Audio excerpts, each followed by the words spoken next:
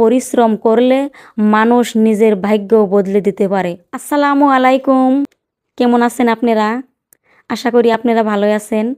তো আপনাদের সামনে আমি আজকে একটা নতুন গল্প নিয়ে আসলাম।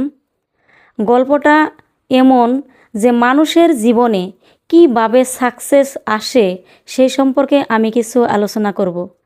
আপনাদের যদি গল্পটা ভালো লাগে তাহলে লাইক, কমেন্ট, শেয়ার করতে ভুলবেন না। অনেক বছর আগে এক ছোট্ট শহরে জায়েদ নামের এক যুবক ছিল। জন্ম থেকেই তার পরিবার ছিল খুবই সাধারণ, সুযোগ ছিল সীমিত, কিন্তু তার স্বপ্ন ছিল আকাশ ছোঁয়ার।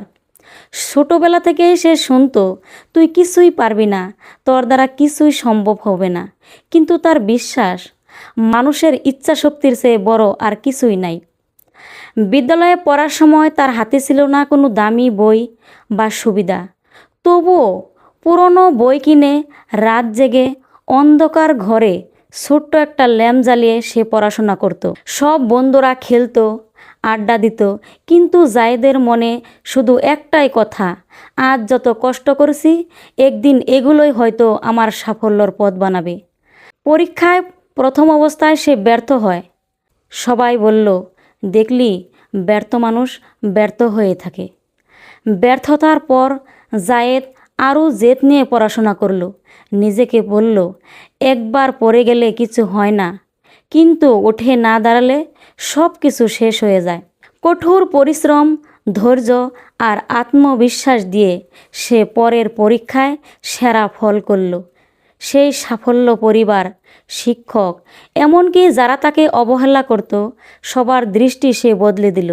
সময়ের সাথে সে বড় শহরে চাকরি পেল। নিজের দক্ষতা দিয়ে সে প্রতিষ্ঠিত হলো।